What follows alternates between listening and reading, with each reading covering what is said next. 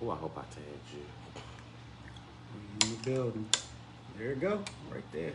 Why it look like that?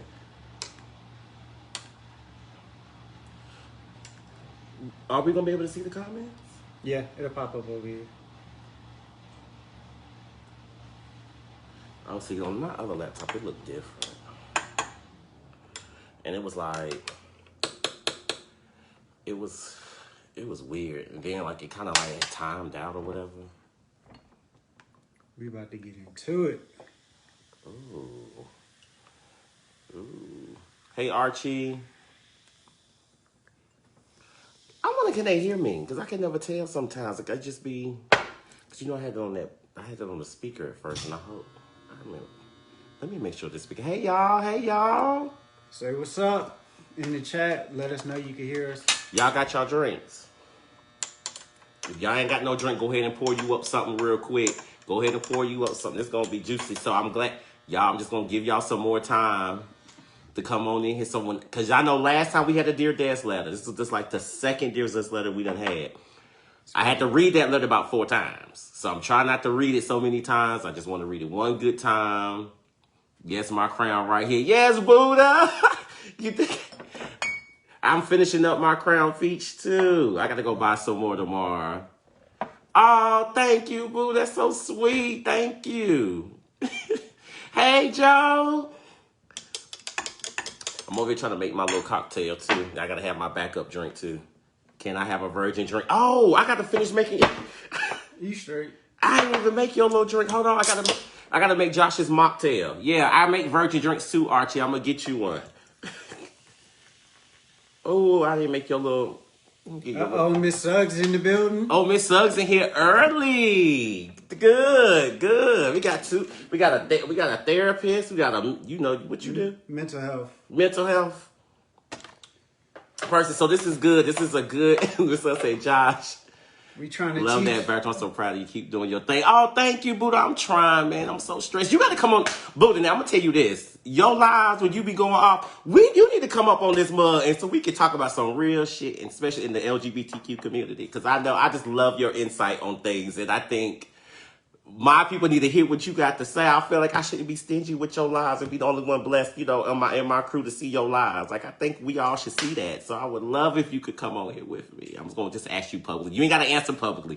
You can just hit me in my inbox though. But it would be good to have you on here. I think you would do amazing. And you discuss some really good stuff that most people don't talk about, and that's what terms and conditions is about. So I think you'll be good over here. I'm sweet over to you, Lee. Gang. Now you, when did this new title come into play that you put on the comment today? The Love Doctor? What the fuck is the Love Doctor? I've been that since I was like 13. Reason being is I researched, I'm deep into philosophy. So I was very curious at a young age, like all the things people say, like love hurts and all this stuff. So I researched it, read the Bible, looked at what everybody was saying about what love is, how it works. And, I started like telling other people my ideas, like my best man, that went to college with me. He was my best man at my wedding. We talk about it all the time about, relationships. And he seems to think like I'm the smartest person in the world. So we're going to test my skills tonight. Plus, I work in mental. Because you know this crew. We'll tell you. I'm going to teach y'all a little something. If what you giving is bullshit, they real honest. So, this show ain't for the weak. Oh, of course weak not. Skin, you know what I'm saying? Love Doctor. from Martin. Y'all, and I do want to give a shout out to my secretary. She is not here this evening. She is not feeling well. We think she has a sinus infection, so make sure y'all show my boo-boo some, I can't let her out there. She said she wanted to do it. But just send her your energy. We love you, secretary. Hopefully you'll be back next week. Hopefully, because I ain't have no intro music. I had to fix my own drinks. I had to do all my own little stuff tonight, so, But either way. But yeah, you said you was in, I didn't mean to cut you off. I'm sorry. I realized I just did. I thought about it. It's your show. You said you was on mental health? Yes. Okay. I work with mental health. Sorry. I work with the age group of 16 to 24. Right now, I've worked with the younger group, like 4 to 12 in group homes and So residential. you deal with like bipolar people, schizophrenic people? Yep, all of that. Chronic homeless. Homeless? Yep, That's homeless a- individuals. That's a disease? It's not a disease, but people who deal with chronic homelessness usually has some diagnoses. So, Okay. I didn't know. I thought you meant you said chronic homelessness. I thought that was something like somebody just prefers to be homeless. well, actually, I'm not gonna say they prefer, but once people get in a lifestyle and they haven't been raised by their parents and they learn how to live on the streets, it does kind of become what they're used to. And if you like with these organizations that give out free stuff, if you don't have to work and you can get what you think you need, which is not to our level of what we think we need, which is like shelter and a home. They're like on the streets, as long as I got Hey, food, Kiki. I'm good. Like, long as I got food and I can take a baby wipe and wipe under here and keep it moving. And Charlotte deals with a lot of So homelessness. you say a lot of people are hey Ron, hey Kiki, blanks. So what you're saying is that some people that are homeless really choose to be homeless because there's so much free stuff. They're not trying to. Right. It But sounds like somebody I know. It's not like somebody we all know. But anyway, see, but what happens is, like, when you're able to maneuver in that way, like, why am I going to go to work? Like, because most of them don't have high school diplomas. Why am I going to go work for minimum wage $7.25 to get the same stuff that I can get for free from organizations? but that's tent city. How? They I do don't want it. to live outside. They do it. No. I know somebody, in confidentiality, a client who actually was living at home with a family. He decided to go be homeless because he wanted to do what he wanted to do. You got to think at your teenage years, you don't want somebody telling you what to do. You don't want to have to work. Really, you just want to have fun and hang out with your friends, and that's what they do. After you like that for a while, you get used to it. I just couldn't get used to living outside. And it'd be the same little man off my exit holding the sign every day. Every time I come, I'm like, dang, you don't get tired of doing that? I would go take a minimum wage job, so I don't have to stand on no street corner with a cardboard box collecting coins and just $1 or $2 Right. from random people. And my job is not to judge anybody. I ain't judging, I'm just But saying. what's crazy is that, like, there's a community within the homeless community. So you think that, like, you're homeless as a dude, you're not gonna get no girls. They're homeless women. They out there having babies. I having seen them sex. out there with a little sign, and they have a little pet. They have dogs and all kind of stuff too. Right. They're making. But it is. I did find out it was gangs in the homeless community too. Yeah. So I'm like, how you homeless and you in a gang? I don't know. You ain't here, same man for years. Yeah, you don't get tired. Hey, Tweety, you gonna sing for me tonight? Cause Deontay at work, so y'all he can't even give me a little selection tonight. Either you or Yogi gonna have to sing tonight. I don't know with either one. Yeah. Where the POB gang at? Sophie, Ron, Yogi. Ron, Yogi's gonna come. Yogi's always here. You know, she's loyal. Ron been on here. Yeah, what up, Ron? Let me tell y'all a quick story before we get started. I used to give Ron Tavius and Desmond hell You gave in Ron, high school. You gave Ron hell until Ron's about to beat your ass on that bus that day, and I was sitting there watching. I was like, hit him! I dare you to hit my best friend. I dare you. I used to. Desmond would turn up so quick. You say the You littlest do thing learn something wrong, new. and then he would just snap. And we used to all laugh at Desmond trying to snap on. You know everybody. what? Somebody The put- whole drum line, we used to mess with you specifically because we knew you was gonna snap. We could say the littlest thing. I can't remember them right now, but you would just snap and then just start trying to curse everybody out. And we used to think it's so funny. Oh, Chris Tier said it keeps freezing on his end. Do you think I need to turn my Wi-Fi off and just use my phone, David? I don't know. I got $5. I don't. Is anybody else freezing? Because Joe, if it's just yours, you know you out there in the boonies. You might have to. I'm not trying to redo all this if Yeah, if he the only one, because it's still working over here on this screen on this computer. yeah. I mean, I can sign off here if you want. No, I would say no. I'm saying he might be the only one. It might be on his end. It Yeah, may not everybody be. else saying we good. Oh, okay. Got to upgrade, man. Can't be Oh, okay, on what's AT&T up? or Okay. whatever else. Okay. Tricky. All right, good. Joe, don't be scaring me like that. But yeah, but no, because somebody said in the group, the Phil Berry group, there was like, they had like a little thing going, talking about what's the meanest thing Desmond done said to you. I really wasn't that bad, because I didn't mess with nobody till y'all messed with me. Especially Quinn. He used to irk the fuck out of me. But that do make sense, that y'all might have really messed with me on purpose. Yeah. That makes sense. But you was always cool with me. You know what I'm saying? You knew what it was that, we was just going back. Yeah, it and is forth yours, with Joe. fun. Don't be trying to mess us up over here. So, But yeah, but you did try Ron that day on that band, but I'll never forget it, because I was like, they start fighting, I got to jump in. I can't take it. I don't even remember what Ron we was talking beating about. ass back in the day. And I thought Josh was going to be next. I ain't going to say who the hell Ron beat up, though. And I almost jumped in that one, but Ron was winning, so it would have looked wrong if I would have jumped in. But was I there for that one? it was in the band room. Was that with the gloves or just a real fight? No, that was a real fight. We was in class that day. Oh, God. It was a real fight. I remember I was the slap box champion. I ain't in never that play. band room I ain't never after played you none of that left. because I can't play like that because I'll get serious. That's why I was never interested. But so I done gave people 10 minutes. Can I jump into the letter now? Because I really y'all. Okay. Somebody hit me up with this topic tonight, which I'm going to cover.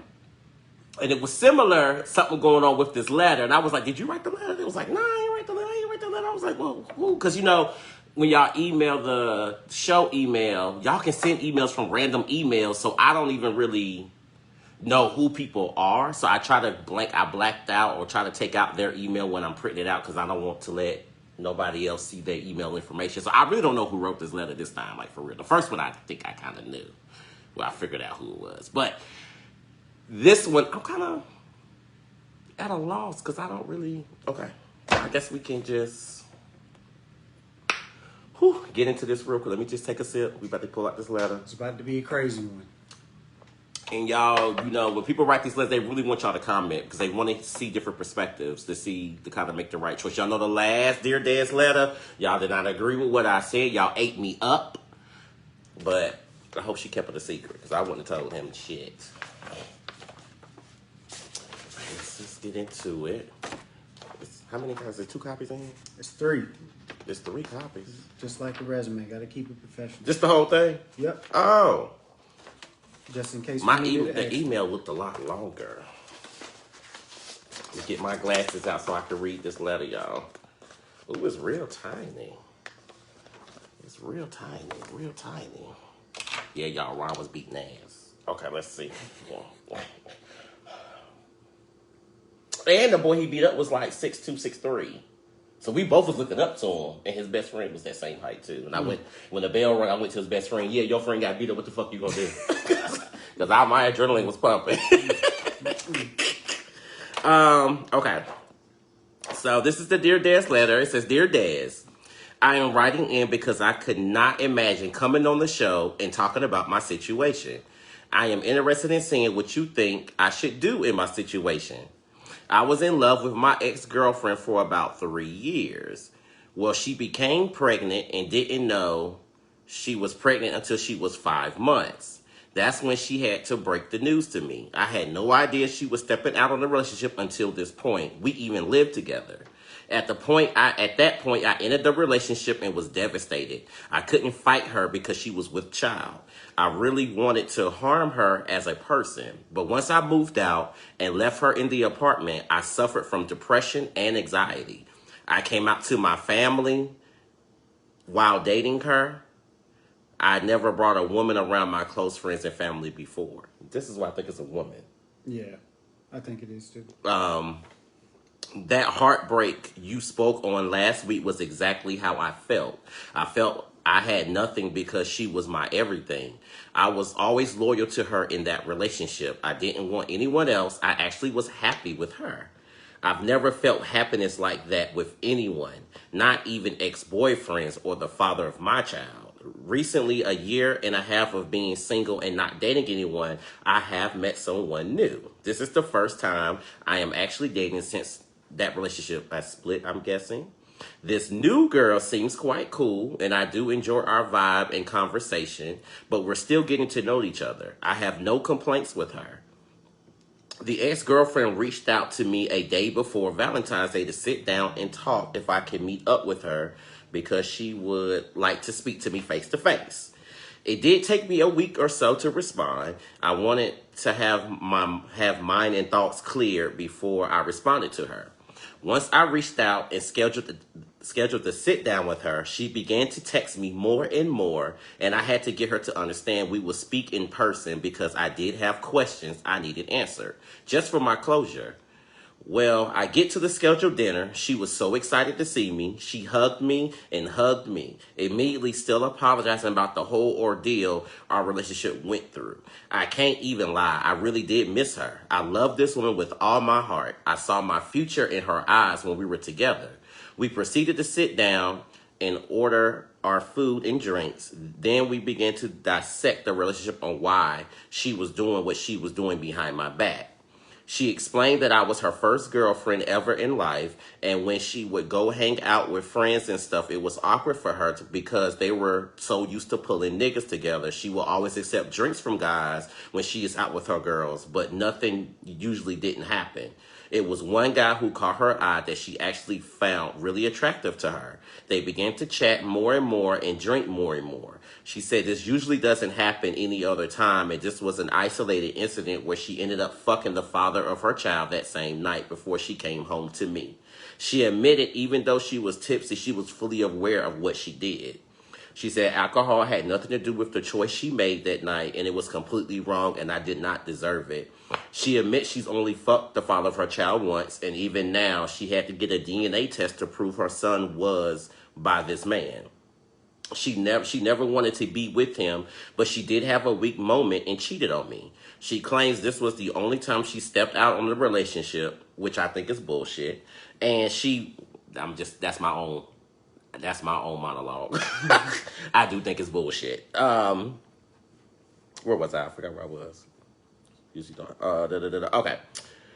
The only time that she stepped out on the relationship. She wants to fix us whether we go whether we go to counseling or therapy. If I can give her another chance. As she's saying this, I'm speechless. I needed to process all that she has told me. She began to pull out a ring and actually proposes to me, saying this isn't a complete engagement ring, but it's a promise ring that she is willing to do whatever it takes to fix us, and will I let her work and fix us. I am floored at this point and even more speechless and in tears ran down my face. I asked her I need some time to respond and it wouldn't be right now. I was falling apart and I couldn't do it in front of her. I grabbed my belongings. She's getting up telling me not to leave. I was feeling so many emotions all at once. I had to. I was upset and angry, and I was smitten that the person I thought was the love of my life really wants to fix our relationship. I had to get away from her. Ever since then, she's been calling and texting me wanting to know what I have decided, but I'm still lost on what to do. Please, Des and the fine print crew, weigh in on what I should do. Should I believe her and maybe give therapy a chance and cut the new girl off? Because I don't want to hurt her feelings or play with her emotions either. I'm just a mess right now.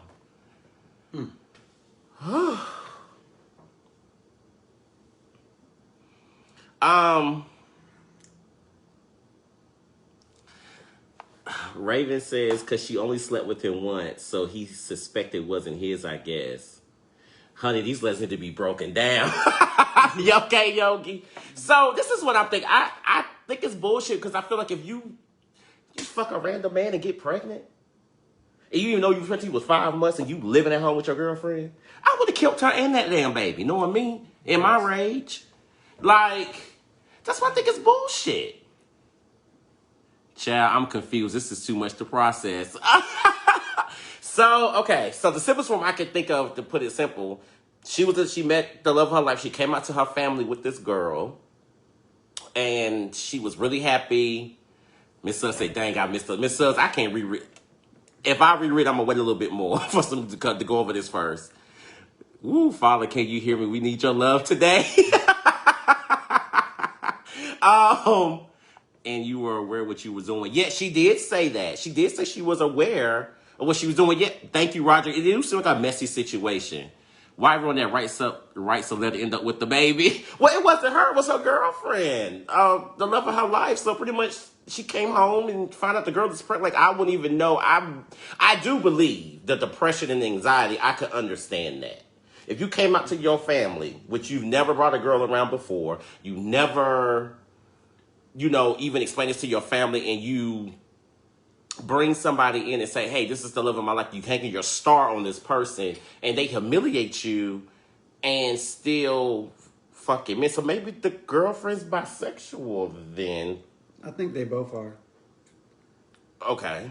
That's what, unless I didn't hear some, not even ex-boyfriends or the father of my child. So they're both bisexual and they both seem like, Well, yeah, because she said she's never felt the happiness of with someone, and not even nobody from her past. This is the first time she felt this love, which she probably thought it was her soulmate. And then she goes and mess with one dude and become pregnant. You ready for my breakdown or what? Oh, go ahead, jump in. All right, so check this out. What you think? So first of all, you got to look at your portion of what's going on. So, like, you got to have unforgivables, in my opinion. Roger, I'm going to address your comment. I mean, that's a good point, but go ahead, I'm listening. You got to have unforgivables. The reason I'm saying that is because once you step out of the relationship, the trust is probably not ever going to go back to the same as what it was. Okay. And then the disrespect level. Do you respect yourself enough to say, hey, I'm not going to deal with that?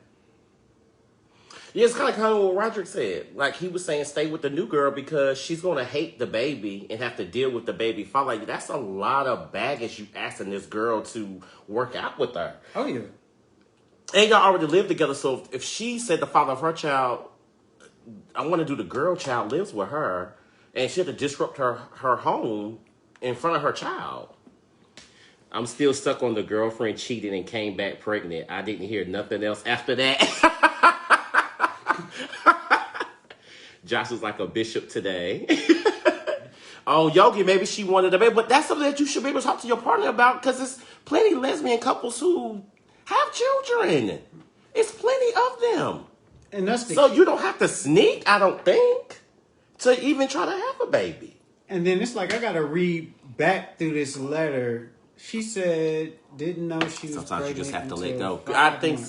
so, too. So if the person really... really... But it's easier said than done. But go ahead.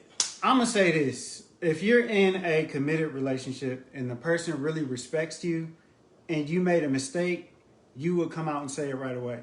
You wouldn't wait till I know I'm pregnant. You wouldn't wait till all of this is going on. Thank you. All this turmoil. Thank you, Toy. If you do something, you got to woman or man up and be honest about it. But there should have been some honesty before. I got a rule myself. If you're in a committed relationship and you start feeling a type of way, like you see somebody else. Yogi said that was not a mistake, but go ahead. I don't think so either. But my rule is go ahead and start texting your partner, talking to your partner, because you wouldn't allow yourself to get to a point to let it get that far. You know what I'm saying? Because you're conscious if you're, an honest person, if you have integrity, then I can't talk to my wife and cheat on her at the same time. Good point. Like, so you got to put up barriers for yourself because there's boundaries and there's respect. But after it got that far, it's like, I don't know. Yeah, because she was already pregnant, to be honest. Donovan said this wasn't a one-time mistake. The only reason she got caught was because she started showing. I agree. Like, I feel... But even like the ex-girlfriend told her, like, you're my first girlfriend. And I'm like, so I'm trying to be understanding of both sides in the sense when she said she got with her girls, they used to pulling niggas. Like, did that really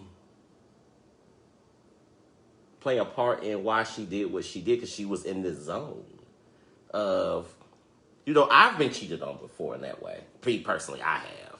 Like my nigga did not want to tell, you know, tell like his friends all that, you know, kind of stuff, because he was kind of what we talked about last week, the trade. And then when he'll go out with his boys, he would do what him and his boys would do and holler and, you know, do what he do. But that's what I'm trying to think. I'm trying to understand that. But at the same time, if y'all was living together, that's a whole commitment union together. Yeah. But she got to challenge her own thoughts. If she, But then she met somebody new, so she's stuck. but But the even ex before want to we go to get- therapy. The ex want to go to counseling. The ex want to do whatever it takes to fix. But you think that could be just a gimmick to get her back? Of course, when you want to get somebody back, you're gonna pull out all the stops, all of them. Stevie J, prime example. She been creeping. If it went down like that on one time thing, it would have been discussed. She's been creeping. She probably cheated with more females. Deontay said, no, ma'am, that's an immediate chop for me. You can't be trusted. Whoo, Lord. That's what I'm saying. When you get in a relationship where there's cheating, it's hard to repair that trust, because what happens the next time she goes out and she's without her? If she was to decide to go back, what's going to be on your mind? The only thing she's going to be thinking about is she out doing this? Is she out doing that? Probably going to be acting crazy. Let's be honest. You know, probably cursing each other out. Where you been? What you doing? You ain't answered the phone. And that's where we're getting into the toxic relationships. This is just hard to say. Like, it's so easy to say, drop her. Don't waste your money on the therapist. I mean, It's too messy. but you know, have y'all ever had like the matters of the heart when you know? Sometimes you got to listen to your brain, not your heart. That's the problem. Child, I don't even want a woman anymore. I just give up. Yo, that's not gonna be your situation. That may not be your situation. No matter what you date or what you do, it's always a risk. You know, we talked about that last week. Like, love is really trusting, is giving somebody the power to destroy you, and you trusted them not to.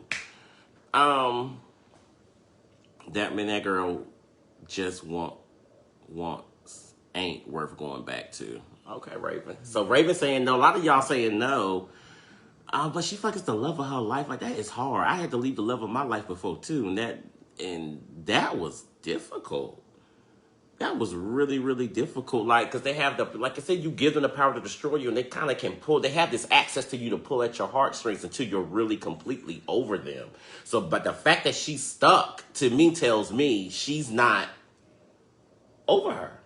She's not. From what? Because you know, I feel like when you're done. You're done. Like, I don't give a damn. You can pull a ring out all you want to. I'm like, girl, hell, fuck no. I don't fucking want you. I don't want to deal with you. I did this for my closure so I can get my shit and get my stuff to, you know, to kind of clear my head and finally get what I need for me to move on. But she's stuck and she's crying and she had to leave her from what this. She got to let it go. But that's a psychological thing. So basically, when you invest into something and it doesn't work out, it's hard to let go. Like, let's say you put $1 million into this show and something don't work out, and then somebody says, hey, we want you to restart the show, and then you be like, dang, I did put a lot of time and effort, and it took a lot to get it up. It took a lot for me to learn this person. It took a lot for me to open up. I don't want to have to. People would rather not have to restart that process a lot of times than to say, hey, I respect myself too much to allow a person back into my life that did me wrong.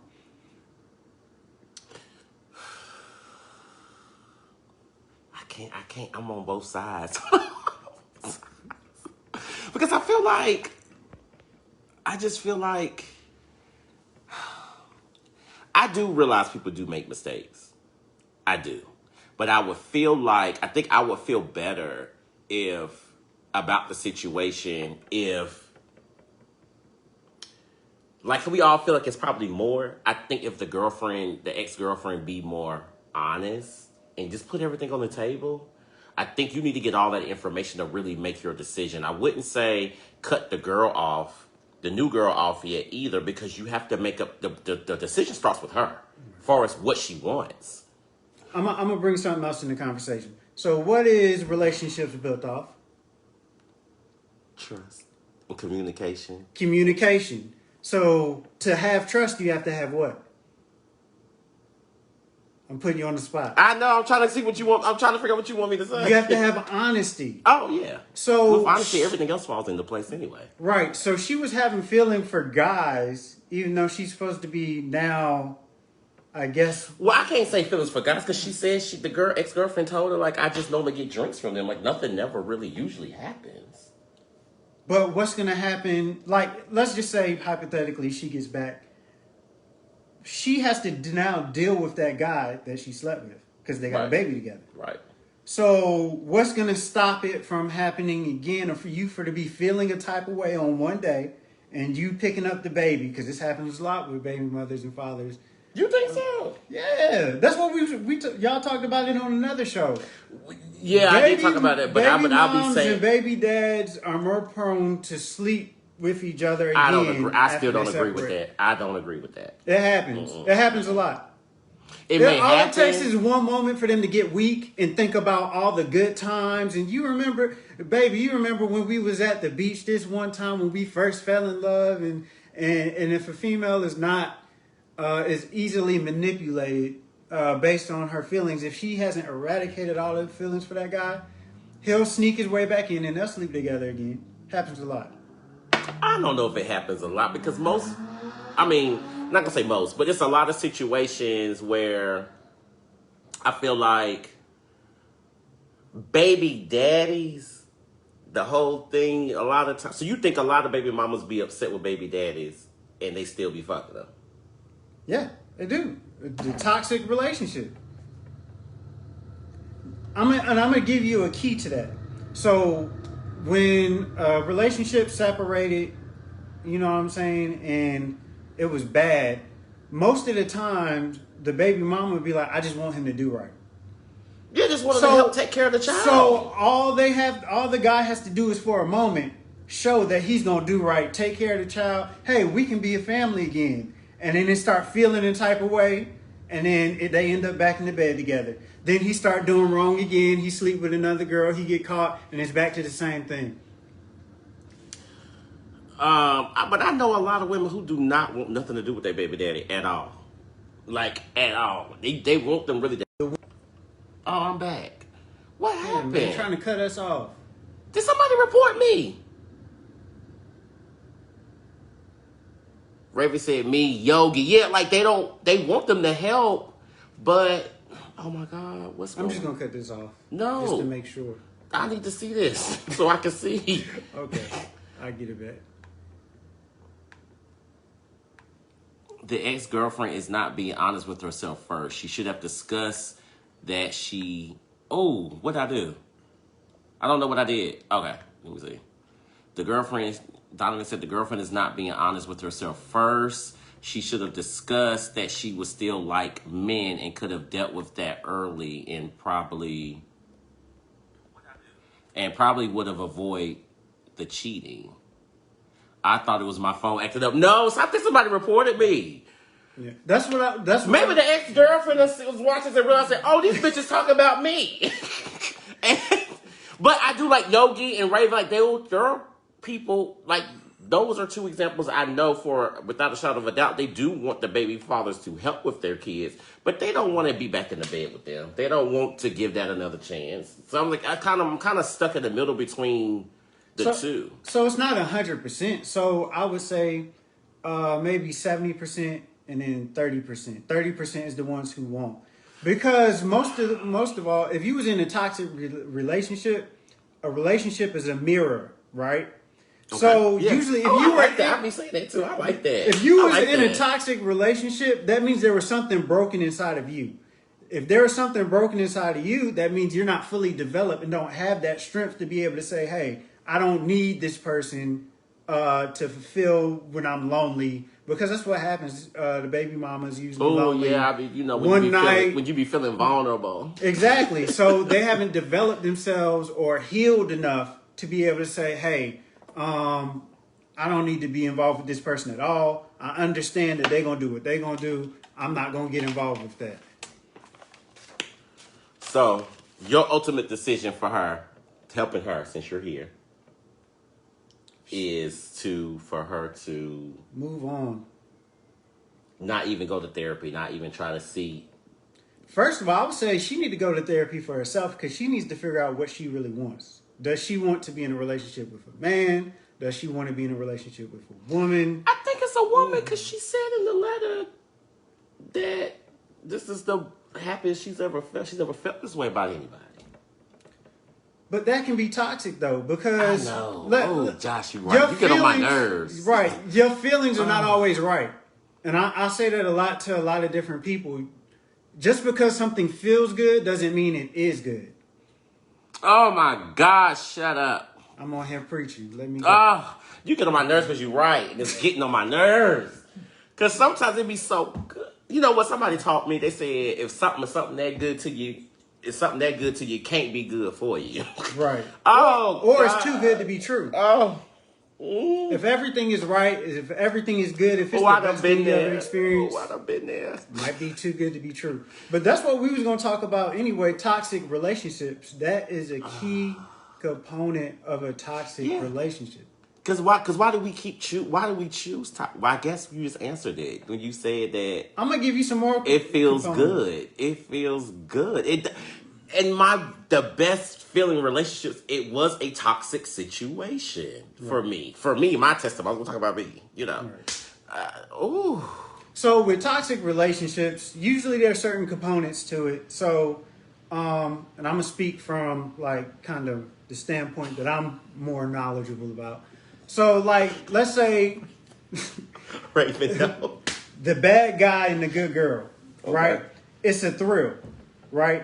It's entertaining. It keeps you on your toes.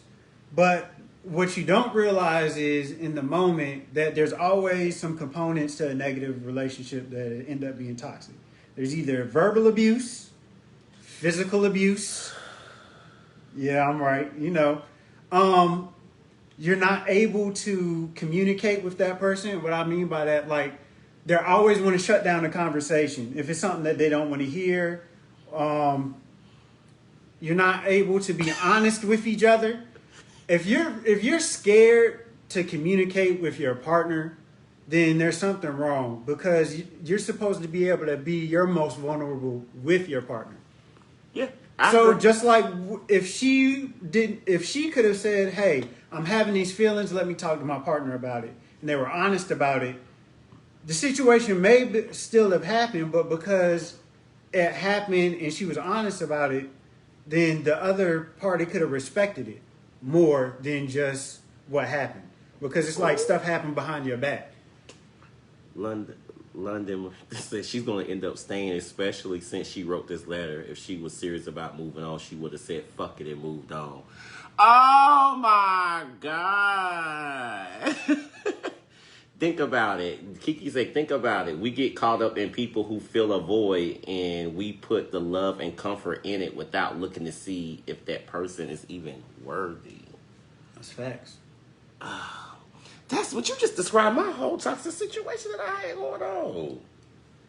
Happens. Don't be stepping on my Happens to the toes. best Don't of come on here stepping on my damn toes. Now wait a minute. But what you said is true though. You should there should be nothing that you should not be able to talk to your partner about. But it is something. I went through a phase in my life where it was something about bad boys. Like it was that thug. It's the thrill, and it was just such a aphrodisiac, if I should say. I mean, people don't like boring. And what I mean by that is, like, if something is really just good, it's plain, there's no issues, there's no fighting for me and all this stuff. Because a lot in the toxic relationships, especially with, like, the baby moms and baby daddies, there's that, I know he's not good for me, but I'm going to run. But I like him chasing me. And I like him putting in the effort to get me back. And then y'all get back. And then he cheats. And then she's like, dang, let me finish with it. It's like, it's a whole mess, but it's so thrilling. And the key component that I think is to a toxic relationship is passion. It's so passionate.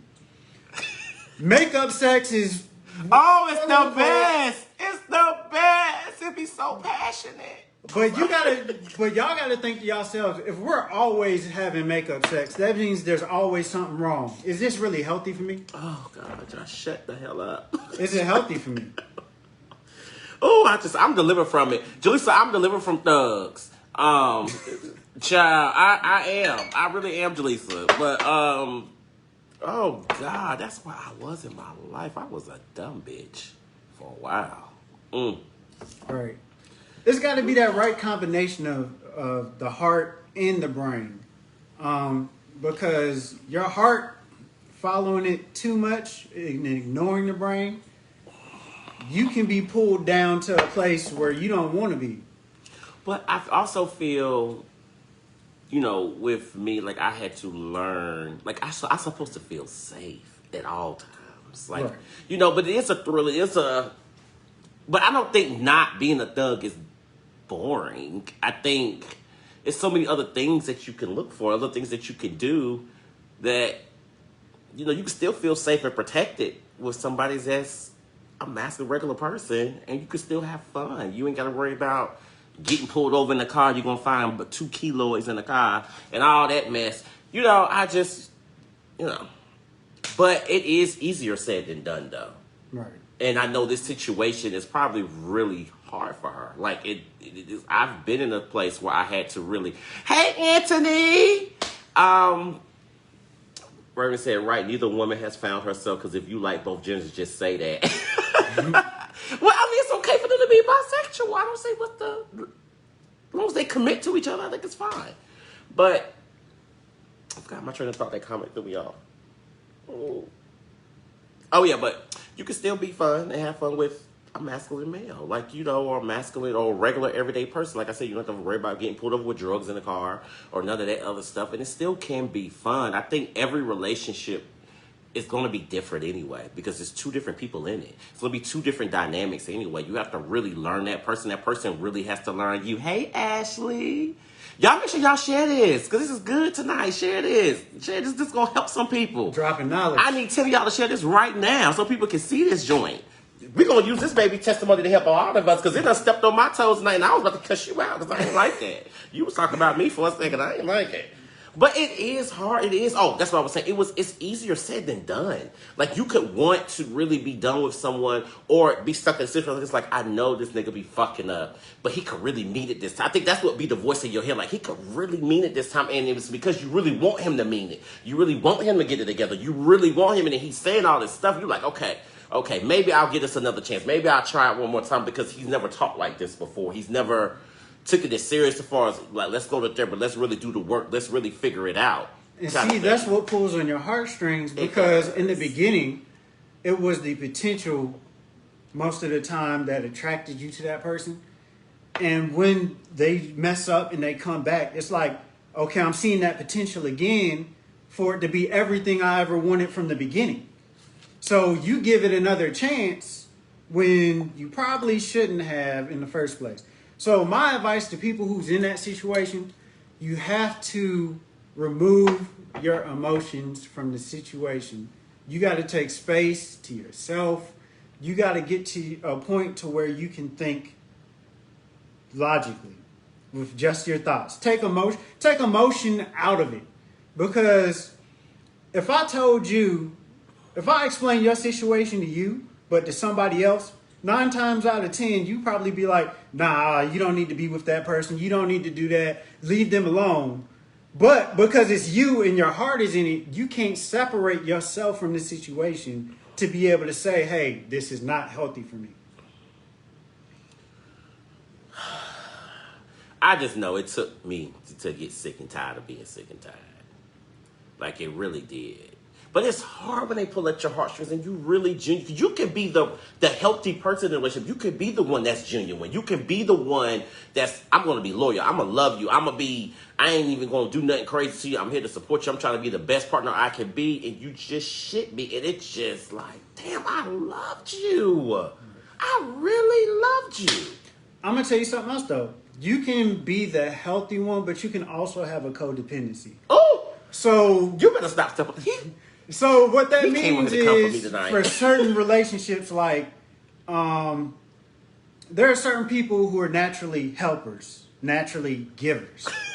So like there are certain people who look for relationships subconsciously for people who are down that they can build up.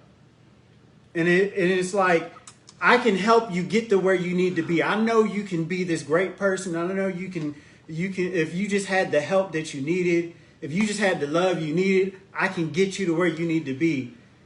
And what you're doing is a lot of the times you're putting an anchor around your ankle, and all you're doing is pulling yourself down because you got to be what? And Ron said he can tell we church kids equally yoked. Equally yoked. You can't pour into a glass that's broken because what's going to happen to it? It's gonna leak out. It's gonna holes. It's shattered. It's gonna all everything you putting in is gonna seep. Right. And out for the cup. you to even to be able to pour into someone else's cup, your glass has to be full. Your glass has to runneth over. We're gonna use church terms since they brought it up. It has to be runneth. It has to runneth over for you to be able to pour into somebody else. But for a spiritual vampire, you're gonna keep pouring until your glass is empty, and because their glass is broken, they're never gonna be filled. They're never gonna have the feeling of fulfillment. They're never gonna be whole. You're just gonna keep pouring out of yourself, and you're not gonna be getting anything in return.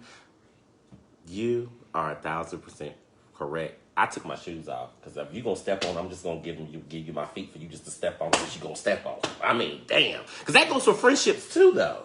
Exactly, yeah. Like friendships, even certain family members. Like I know for me, I am a giver and I'm a helper, and I have such a heart for people that I do too much sometimes when I shouldn't be. I'm gonna give you a tip real quick. So, because I'm a helpful person, that's my whole job is to help people. So, if you really want to help people, don't do it in a relationship. Do it outside of relationships and friendships. That didn't work for me either. Go find some charity that you can participate in. Go find a nonprofit organization. Go volunteer some time because you don't have time to be anchored down by someone who's not equally yoked. That you're going to keep pouring into, and it's just going to drain you of all your energy. Because if you think about relationships, or anybody out there who think about relationships that they've had that was toxic or negative, later on, you be like, if I didn't focus my energy on that, I could have been so much further ahead. I could have been doing so many other things. I could have taken vacations. I could have been having fun, been in Miami, doing whatever. But I'm spending my time chasing after this person, trying to make them get right. Raven gave you her feet too. My sister said, "How much do Josh charge an hour?" Not Joe Yoki said, "Not trying to go left, but honey, them curls are body tonight." Yeah, because I didn't get to diffuse my hair before the show. Y'all was fussing at Josh to be on time tonight, and I didn't have time to finish getting myself into it. I'm always on time. You into it more than them, caring about their situation more than they do. Yes. Ooh, Raven. Yes. Yes. Did y'all share this? Y'all make sure y'all share, because this is going to help a lot of people. Because this is helping me, because this nigga that came over here and stumped my feet down on my own damn show. Okay? But that makes sense, though. I am active with certain things. Normally the pandemic's going on, but normally I am active in certain things, and they give her a lift. I think what it is, somebody told me this the other day about me. And I'm just going to run it by you, see what you say. Okay. So they said to me, this is off topic. We didn't get into the topics of the night yet. We just stuck on this. Just letting them open up doors to so many other things. Some need to go through that. Some need to go through that, though, to understand. I agree, Jazz. I agree. Because you promise, because I've been there. But they said to me the other day, they said, you're a helper, you're a giver the way that you are, because it was the years that I went through this blackout stage where I had no support, I had nobody, and I was just trying to make it. And, I even had rejected family in a sense because I felt like I was outcast anyway. I was just in my own little journey at that present time. And they said they think that I help the way that I do, or can be there for people the way that I do, even when the friendship is lopsided, is because I was wanting somebody to be there for me at that time and part of my life. And I resort back to when I was in this situation or when I was in this place. This is why I overextend or why I give more chances to people than I should, or why I allow people in my life. And even though I know they got fucked up ways, they still stomp me out, but I still give them chances and friendships and everything else, whatever the case may be. I don't take people at face. And as far as when they show me who they are, I still give them another chance. Yeah. To try kind of thing. And I'm like, that makes so much fucking sense. So so it made me start thinking like, well, do I need healing from my past? Because I feel like I'm fine. But anyway, I was just telling you that's why I've chose toxic situations, because I be trying to be there for other people in their hard times, because I had no one, at certain times. It was times like, it was so bad at times, like I was only eating every other 3 days because I just couldn't afford it. And that was over 10 years ago. I don't live like that now. Y'all know I'm fat, so y'all know I love food. But I'm just saying, and when you go through stuff like that, I really didn't have nobody really to lean on, because other people that was around me, they was struggling and just as well as I was, kind of thing. So I didn't really have support. So when I think now that I've kind of gotten on my feet and I'm kind of and I'm stable and stuff now, like years later, I think when I see other people unstable, it's like, let me just give a helping hand. Let me try. Let me. Right. And there's nothing wrong with helping. Part of healthy relationships starts with self-respect. Self-respect, setting boundaries. I said, so you can help. I said, go over it. You ain't got to keep kicking me now. Go ahead. I was just playing. Go ahead. But I'm trying to help some people out there. Yeah, I'm fine. Go ahead. So you definitely have to set boundaries of what you're not going to accept. And if they apologize for whatever they did, there should be like a 3-strike rule. Okay. If you're going to allow somebody back. The first time, okay, you did it. I let you know that it was a problem. You said you're going to fix it. They do it again. Really, for me, after 2, I'm done. But let's say you really see them working. You give them an opportunity to work on their own, to do the work. Like the girl said she wanted to go to therapy. Go to therapy by yourself first. Figure things out for yourself first before you bring me into your situation where you're confused, you don't know what you're doing, you messing up. Heal yourself, work on yourself first. Then if you come back to me after that and you did all that work and you show me like you really want to work on it, and I give you that 3rd chance, after that, it's a dub. Definitely got to be a dub.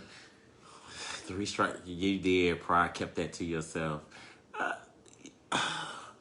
No shot at Ron. I love my best friend, but he was in a whole nother city. Like, how could I really just be like, hey, it's just, it was pride probably for me to reach out for certain help, for certain things.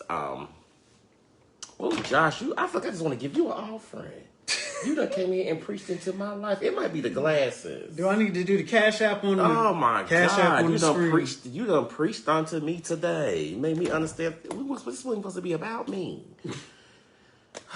So you're saying the ex-girlfriend needs to go to therapy on her own. And you think the girl that wrote the letter, she should go to therapy on her own too. Yes, because they both need to figure out what they really want outside of feelings. Because feelings are temporary, first of all. At some point, you might be on the top of the world, and that's a thing that happens with marriage, which was another topic I was going to bring up on here. There's going to be, after that honeymoon phase, where it falls off, and you're not going to feel the top of the world. It's not going to be the greatest thing ever. So are you committed to sticking through the hills of life, the ups and the downs? She apparently, according to this letter, she only had the ups. Oh, so this might be a down. Just like they first down. Right. So. But, like I said, if this was part of her boundaries, where cheating on is something she wouldn't accept, that is a down you can't recover from. So you think in relationships when someone's cheat, that should just be it? It depends. What I'm saying is it depends on the individual person. So I'm just going to say you, for instance, just because you're here. If you know that you will never be able to trust this person again, that you will never be able to even get, let's say you trusted them 100%, they did this, you're not even going to be able to get back to 75%, if it's going to be negative from there on, where you have to literally sit there and think about what the other person is doing, what they got going on, they phone ringing over here and they ignoring it, and you like, hold up, what's going on again? That's not healthy for yourself. That's too much stress for yourself. So why would you keep yourself in that situation? Ooh. Oh Lord. So Jan said if you love someone enough, their stability all around it be more important to be in a relationship at that time. That's true. That's true. Very true. It's the truth for me. If you really love someone, you'll put your own feelings aside. If I know that I'm not right with myself and I'm confused and I don't know what I want, I don't want to hurt you because I love you. So I'm not going to bring you into that situation until I get myself right. She's asking to go to therapy, and I'm not going to assume that she hasn't thought about it and worked on herself. But that would be my question to tell her to ask. Did you get yourself right? Yeah, because she said for a year and a half. I think the letter said a year and a half she was single. She just met somebody new and new. But not her, the girlfriend who cheated. Yeah, the ex-girlfriend. Yeah, that's been a year and a half. So she done had this. So they was 5 months. So she found out she left a year and a half. Had that child. So she should have had the baby by now. Yeah, too. 4 months after. So the baby should probably be about 1. That's a lot of mess to go through. Ooh, Lord, oh my. That's a lot of mess to go through. Well, this is going to tie into, this topic was submitted to me too. And it ties into this letter because we're going to keep helping her through these topics. It said, how do you nicely shut down an ex who's really trying hard to get back with you? And I think that comes from a place where it may not be a toxic situation, or it just may be somebody you dated in the past, and like, okay, somebody you was with for, mother fell in love with, y'all broke it up, whatever the case would be. It may not be a toxic thing, but how do you nicely shut someone down? If they're trying really, really hard, doing it the nice way is not going to get it. You just got to be straightforward. Yeah. Which may hurt. The truth hurts. Because any wiggle room where a person thinks that they have a chance, they're going to try to wiggle their way right back in. Oh, that's how them toxic motherfuckers is. And that's especially true because us as men... they don't say block. Right. Yogi said just block them. Well, I would say... it depends on the status of the relationship, the connection. Because sometimes you can not have a toxic ending, but still be cool with somebody. And they're trying to get back. I'd rather just make it seem like, hey, I care more about our friendship than that.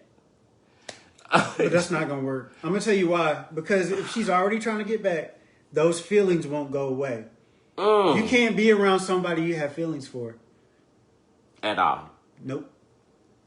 You can't. That's why a lot of times I say you really can't be friends with exes.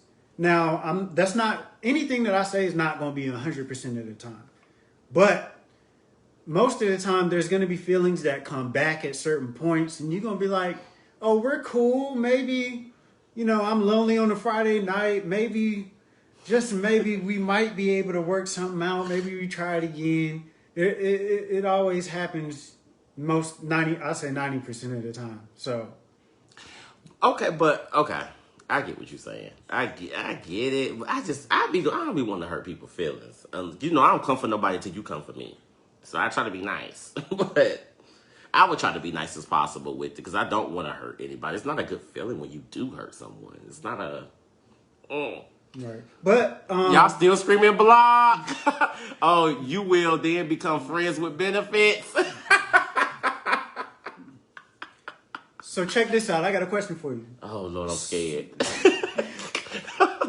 So what would hurt a person more? You cutting them off, telling them it's not going to work, we can't be what they trying to be? Or for them to keep being around and them wanting you and they can't move forward in life.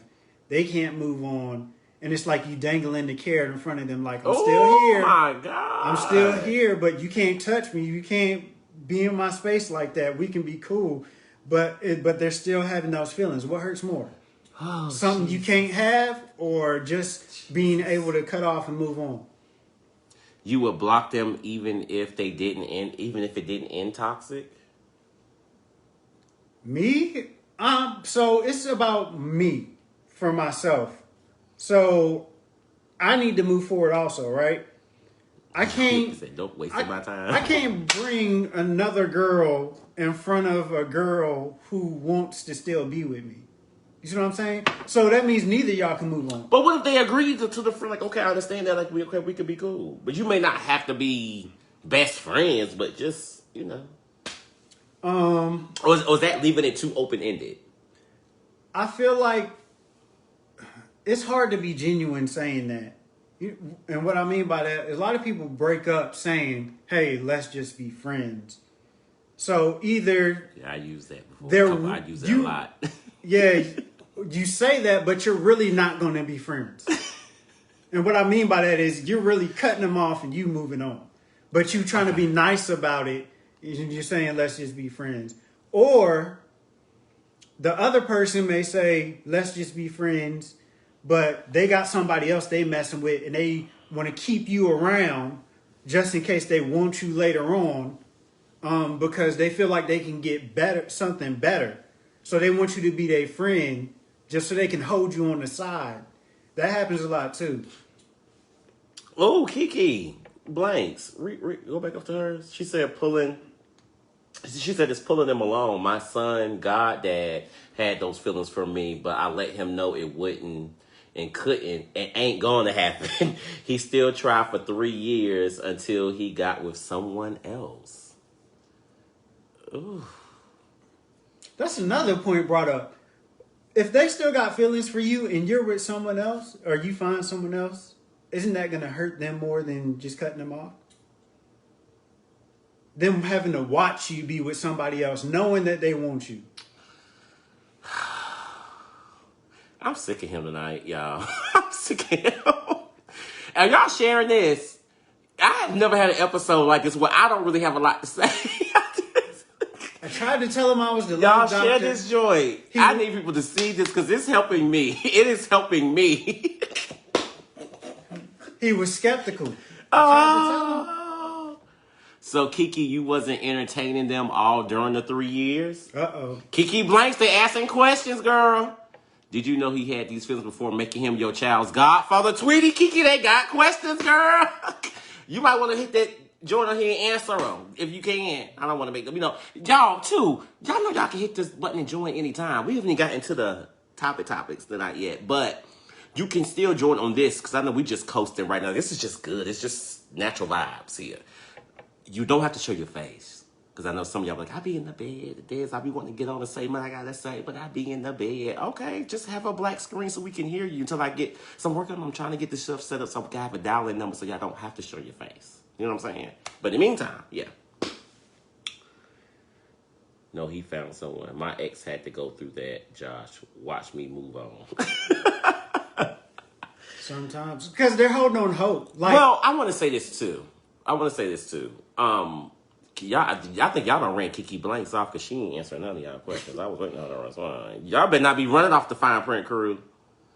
Y'all know I don't like that.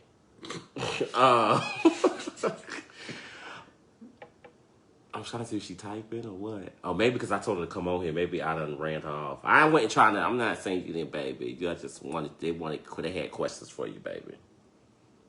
Because we've been talking about these girls, man, a lot of men don't do well with it. So, yes, I did, but I thought we had an understanding. Kiki Blanks responded, y'all. She said she did know that she had feelings, but she thought they had an understanding. Exactly. That's what I was talking about. You can't say somebody who has feelings can't be your friend. It's not going to work. Well, so I know we were talking about women, but I want to, why, just from your standpoint, why does it seem so difficult, to me, this is my opinion, why does it seem so difficult for men to take ownership and accountability? Like, is it a mental block in most men, or is it just... Part of that, one is pride, but two, people really do not want to see that mirror.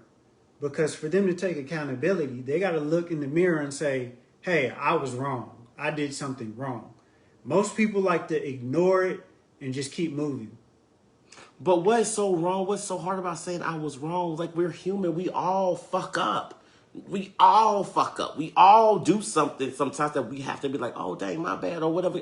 Why is that? And it's, I see it more from my life experience. It's more men I see that cannot take that accountability. I'm gonna give women a shot on this.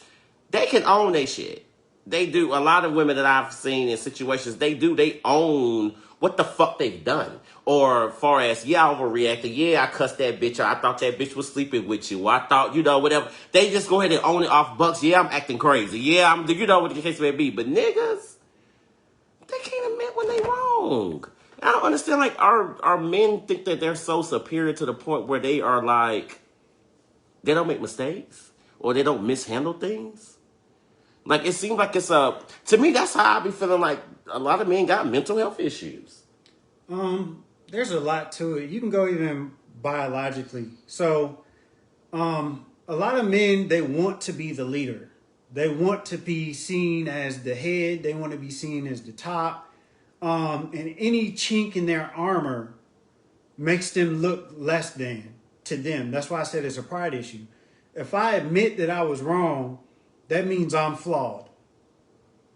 Subconsciously, that means I'm flawed. I cannot tell people that I'm flawed. I'm supposed to be a leader. I'm supposed to be perfect, because people won't, quote unquote, follow me if I'm putting out that I make mistakes and that I'm wrong. It's a complex. It's But deep. that's so stupid. That's dumb. And you do more damage not taking accountability or ownership. It takes more. You do more damage to the situation by not just coming. You can skip a whole lot of hoopla if you just say, you know what, I overreacted, or you know what, I did too much. You know what, I shouldn't have did that shit. I fucked up. Like, just take it at the. I shouldn't even came at you like that. Why is that so? And we're grown people. We're adults. I saw that meme that was floating around for a minute. It was like, is everybody grown till it's time to communicate? That thing takes me out every time because that be so real. And me and my lifestyle dealing with men, I can sit there and have receipts down to the ground or give examples of what I'm talking about, what I mean. And they will act like I don't know what the fuck I'm talking about. And I know I'm intelligent. I'm very sane. I'm observant. But, let's see what tweet. Tweety said, Kiki, but if a man shows interest and it doesn't change until he gets what he wants or they see you with someone else, he looked at that opportunity as false hope of a future with y'all. Just saying. So, Kiki Bus, have you heard from him since, found somebody else? I mean, is he still your son's godfather, or how did you maneuver through that? Just curious. Not minding my business. I just had to get a little tea. I mean, they're talking good in the comments. I'm reading the comments as we're discussing what we're just. I'm like, well, yeah, I gotta want to know that too. I was just. So to get back to what you said before that, men already have problems expressing their feelings and being vulnerable. Why? Wait, what's the problem? Because we're all human. That's a deep answer, Oh, and a lot. We got Kiki, go ahead, you can finish. but a lot goes into. So a lot of us men we're taught you don't cry, you don't show any weakness. So anything that shows weakness, it's like they avoid it. Kiki, had your headphones. Did it decline? I was asking. Have you put your headphones in so we can listen to it later? If people that watch it tomorrow, I have a lot of people that watch in the mornings while they're working. So put your headphones in so they can make sure they can hear you tomorrow. Y'all glad she said he found someone else, not her. Yeah, I know, but I'm just saying, how did that dynamic break? Hey, Kiki. Hey. You can swipe so you can see the comments as your own too. Oh, hold on. It's swipe left or right? Shit, I don't know. Swipe one of the ways, baby. That's how people normally be seeing it. Oh, maybe she swiped the wrong way. That's what. Oh.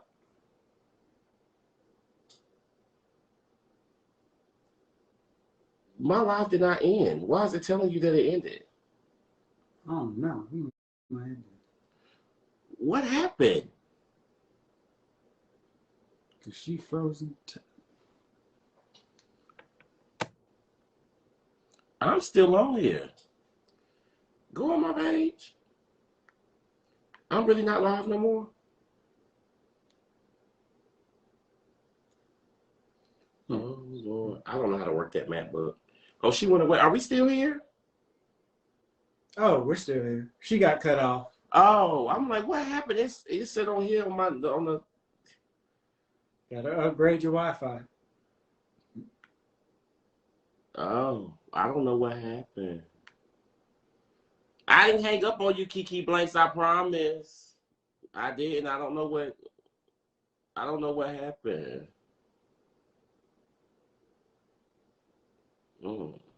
Send her a request to come back. Not gonna keep fucking up this damn live stream. Well, she must have an Android. Well, I like Kiki Blake, y'all. I love her. It's POV gang, another. Yeah, I love my POV, but you know, some of y'all with that Metro PCS shit is gonna be working good. Saving money though, you Yeah. know. Quality over quantity. But anyway, so I get what you're saying that, you know, this you see, I know society tell men if they are vulnerable or kind of show vulnerability that it is more so like, you know, like they bitch niggas or they too feminine or that's gay or that's whatever. But that has nothing to do to me mentally. It has nothing to do with me taking accountability or saying you are wrong. So I like, even when sisters is like that, when I see stuff like that, I'm like, so how do I? So let me ask you, because you do work in mental health. How do you get someone to realize they have a mental health problem without, like, what do you, if you really feel like somebody might be bipolar or schizophrenic or mood swings are too. What's up, J Hall? I'm sorry, y'all. I'm not coming for the droid. Y'all use it. We love y'all. I'm sorry they get on me in the comments. But if you feel like they're bipolar or what's the depression one called? The schizophrenic, not schizophrenic. Bipolar depression. That's one a lot of people don't know about. I can't talk. Bipolar depression, which depression happens in cycles. So how do you get someone that you really feel like they need help or they need to get help and you could love them? You can even be dating them. Like, how would I? Oh, Kiki, you got an iPhone. I'm sorry, man. I was just joking. It was just fun, Shay, girl. But how do you get them to realize that they have a problem? Or how to get to how though they should go seek help? The way I like to do it is you gotta identify the results of the diagnosis, right? So let's say somebody who's bipolar, you're not able to have stable relationships with people because you're always up and down, or you're snapping on people out of nowhere because you're in a manic state, or you're getting missing on people. You don't have stable relationships. You'd be like, yeah, that's the key. Or at work, your job performance, if you're always up and down, and you have like panic attacks at your job, you're having anxiety attacks, you're having all these things going on, you're staying up at night and you can't sleep and you have no reason at all. Hey, there's something going on. Let's figure it out. Let's go to a therapist and see. And you have to be supportive, because if you push people, of course, their reaction is going to be to pull away. So you don't sit there and tell them that they have a problem. You just say, hey, things aren't really going well for you in these departments. Let's try to figure it out. So maybe a therapist could help us figure it out. That's how I would present it. I wouldn't just go straight like, you bipolar, like you need to go get help. You all types of crazy. Today something wrong with your ass. Yesterday you was cool, but today you throwing chairs and doing all this stuff. Like, nah. You gotta be gentle with it. And I wouldn't approach anybody like that unless I know that they trusted me. That's a big key, because they have to trust you enough. And then you have to be able to be willing to support them. They trust me enough to torment me. That's why I can say it. That's how I feel. But you also have to do it in a way where you're just trying to show support. You say, hey, I'll go to it counseling with you if it'll make you feel better. Hey, I'll do this with you. I'll help you go through these steps. Because one thing in the black community, we've gotten better with therapy, but one thing I see a lot, people don't like medication. Oh, Jesus. Due to like the conspiracy theories, like even with the vaccine shots, everybody's like, it's the government, it's this, it's that. You know, remember it was supposed to be 5G and all this stuff. Is like people just do not trust medicine. And I would say part of that is you do need to have support around you, because somebody that I'm personally with or supporting, I would say, hey, the medicine you're on is too strong, because I know how it's, I'm familiar with medicines. I'm not good. They got to understand, I'm not going to let you get to a point where you're walking around like a zombie. Because certain doctors, they do not care. And especially about our black women, they really do not care. There was a story, not to get off topic, but there was a story about a woman who was screaming in the emergency room that she was in pain, that her leg hurt, that there was something wrong. They couldn't find anything wrong, so they discharged her, right? She would not leave the emergency room. She's in pain. She's saying there's something wrong. They called the police on her, took her to jail. She died in jail because she had, I think it was, I don't want to use the wrong term, there's something going on with her leg. She died in jail. They do not listen to our black women because doctors feel that they exaggerate their pain that they're going through. So, rightfully so. So you got to have the right doctors. You got to have the right support system around you to say, hey, I'm going to do this because it's for the benefit of first of all, myself, but everyone around me, because I'm unstable. But I'm going to trust you to say, hey, if it's to a point where I'm a zombie, I'm not myself, it's not the right dosage, they're not listening to me when I say I'm having side effects, that you'll be with me to make sure everything goes right. So that's the key. Definitely need support. It was to say, yeah, I don't believe in medication, but I don't think it's government. I just don't trust it. Why? But a lot of people self-medicate, which is what I don't understand. Like, because for a lot of diagnoses, smoking weed is going to make it worse. When you come down off that high and you're bipolar and you don't have that thing to bring you down, it's going to shoot you back to a manic state. You won't be able to sleep. Your eating patterns are going to be off. I sleep just fine. I mean, I'm just being funny. I got what you're saying. Okay. I think you done stepped on our toes. Like, you really came on here and just, normally you be in the comments cracking jokes and coming for me. You normally do. Hey, if we friends, I'm going to say this to everybody. If we cool, you going to get a few jokes here and there. Okay. You know what I'm saying? I don't joke with people I don't like. I always tell my clients that. So tell the people what your messy topic is. You had a messy topic you want to discuss tonight. All right. So because I wanted to keep y'all entertained, I hear a lot of women talk about how good their vagina is. And I had to bring this up for multiple reasons. Because your value is not in your vagina, for one. Oh, she's still preaching. But for two, all women have vaginas, so the value is automatically lowered for supply and demand. It's out there and people are giving it away.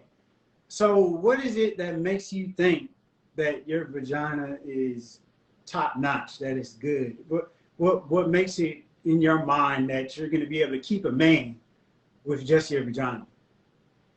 That's what I wanted to know. Ladies, go ahead and comment. Oh, call in one, because I don't have a vagina, so I can't even answer it for y'all. But I want to keep it, for everybody. What makes you think your sex is that good? You know what I'm saying? Because, like, and Miss Suggs, she the sex doctor. Therapist, doctor. I like to use doctor just because it sounds so astounding, astute that you're a doctor. But Ray said tricks. I'm more than my vagina and this banging body. So what makes y'all? So he asked what makes so when the girl's like, "Oh, this pussy good. I got good pussy." What make you say you have good pussy? What makes you? What in your mind makes you say, "Oh, this pussy good"? Because I be telling people, don't. I love the other meme too because I've been using it. Don't let your inbox fool you. Don't Them niggas will stick their dick in a chicken if they could. Muscle control, wetness control. Jess said, I can't answer that. I think so much more of myself. I know that's right, Jazz. I know that's right. POV gang. I know that's right. Yeah. But I do know what you're saying. I do hear girls like, yeah, this pussy pricey, this pussy, whatever. So I mean, I don't know. I don't fuck with it. Baby. Yeah, I don't talk like this. We should have this messy topic at the beginning when everybody was out here because people don't drink it all. Other grown people who want to hear the real information is on right now. No, you stepped on all of our toes. We weren't ready. So let's tweak it a little bit. So what do y'all think makes good sex? Because there's like so many different things that have come about now. There is a new sexuality. People are calling themselves demisexual. Yeah, that's demisexual. Demisexual is like they have to have a emotional connection before they can be sexually active with you. Right. And I feel like if you do have an emotional connection with somebody, especially for females, they need that emotional connection to have great sex. That pussy creaky. But yeah, yeah, I know for me, what makes good sex, it's the passion, it's the compassion, it has to be a genuine connection. Genuine connections to me I have better sexual experiences versus somebody if I was to do it, I did do a one night, but they said that my one night stand don't count because it turned into a 3-year relationship. But it's better when your emotions are involved and you really care for that person. For me, that's better sex for me. And then y'all got to be careful with that passion. I need it. It helped me relax. If you want it passionate, I would say just make sure that the emotional connection is there before you get into that. Okay. Because you can find someone that you have physical chemistry with, but the emotional chemistry isn't there. Yeah, that's why I need the both. That's what the emotional part actually makes the sex better for me. Right. Like it makes it more. Ooh, don't you read that out loud? Whoa, Dad's got an OnlyFans. No, I do not. I'm just playing. I am too old to be doing shit like that. Got to have that connection, no doubt. Not all the time. All it takes is for one dude to say is good. Now they the best in the city. Okay. They do. I do understand what Jessica. She said earlier, girls go off of what guys say, so they actually believe if the guy is in there having sex with her and saying, "Oh, this is the best pussy I ever had," just to hear that makes them think that I got the best pussy in this motherfucking city. When actuality. And I'm trying to help y'all, but I got people in the Miss Chelsea saying that passion is everything. It is, Chelsea. It is not. And I'm gonna tell you why. Because you got to think of it like a mountain. So if the passion is that good, what happens when it goes from positive to negative? That mountain's that high, the low's gonna be that low. So no, I wanted passion the whole time from start to. I need to feel like. But y'all not hearing what I'm saying. So let me tell you, because that's where the toxic relationships come in. If it's passionate and it turns negative, then the passion becomes arguing. It becomes fighting, verbal abuse, physical abuse. Damn, that makes so much fucking sense. That's why toxic relationships are so attractive, because you have that passion and you have that thrill of the high, but when it turns to that negative, I just don't even. have a prayer session tonight. I need something. I need Neffy. I need a Lee. I need Keisha. Oh my God. You know it's a good thing when you can get them to end during foreplay, but start over again. But that makes sense what you said though. Because when the worship goes bad, that same passionate that you got in your sexual encounter, it does come off as arguing or pulling up at your job, pulling up at your house unannounced, calling your phone blocked, doing all of that dysfunctional, toxic shit. But I want healthy passion. Maybe I should say that. Right. Okay. Healthy passionate is good sex to me. Okay. To me. So to have that healthy passion, you gotta have communication, honesty, trust, loyalty. But then too, when I mean passionate too, I don't like when it comes to sex, if you just trying to do, I want you to adore my body. Like I need you to, it shouldn't be all about the insertion of things. It should just be the fact that I'm there. Because that's how it is for me. It's the fact that you're there. Like I don't have to do the whole motion thing far as, because I'm going to explore, you're going to explore me. It's just that's the passionate part of it all, that the insertion might not even fucking happen if you just get lost in each other kind of thing, if that makes sense. Right. So I'm going to challenge everybody out there. For all of you that love this passion, let the passion be there before you ever have sex. Yes. I agree. And that's the problem. People are having sex too early. Like, you make sure you know that person in and out. And that's for your health.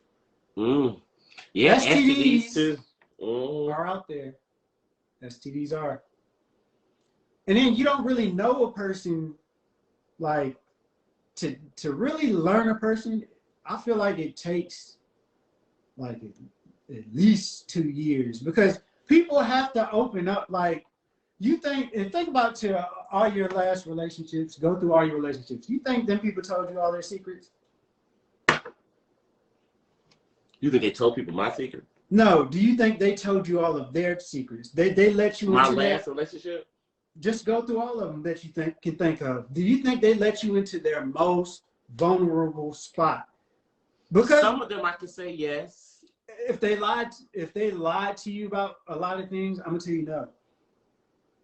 They definitely did not, because they would have never felt the need to lie, because they know they could be vulnerable with you and they could be. What you coming up here to say attack me the whole night? Is this what this is? Somebody come join in so I can.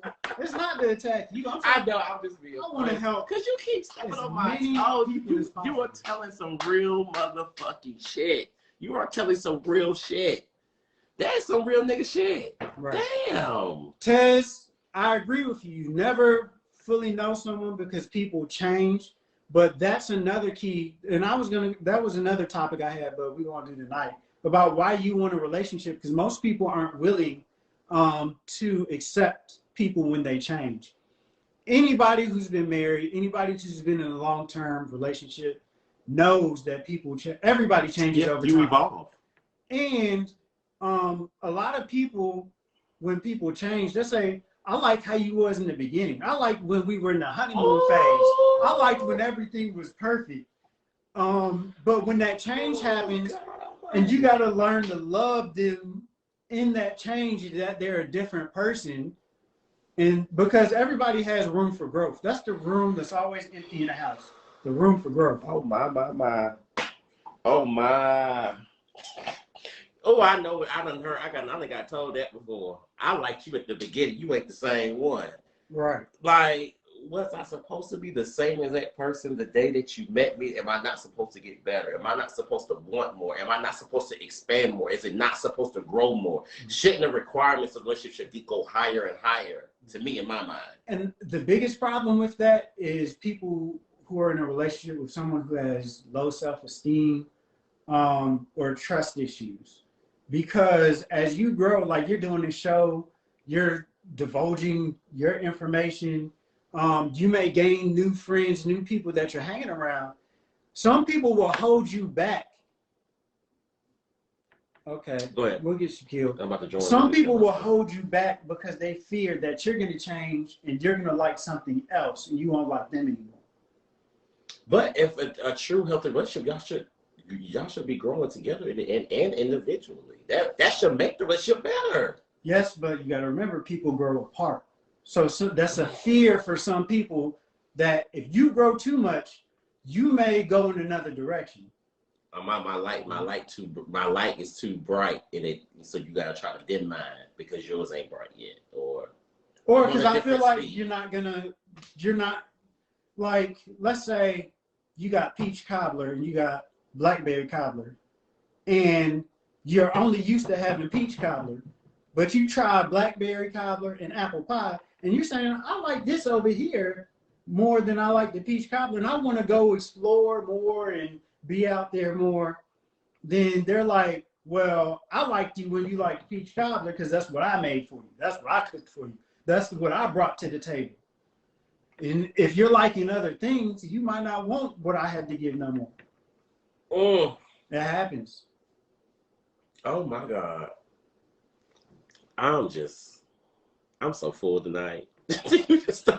you just don't feel. I'm just so full. Y'all, if y'all have not shared this video, please do. This was life changing for me. I forgot I went to church, and I ain't been to church the whole pandemic. But I forgot I've been to church. And your messy topic is how you gonna have good sex and the passionate. You done attack the passionate folk. Yep. But you don't think passion is important in sex?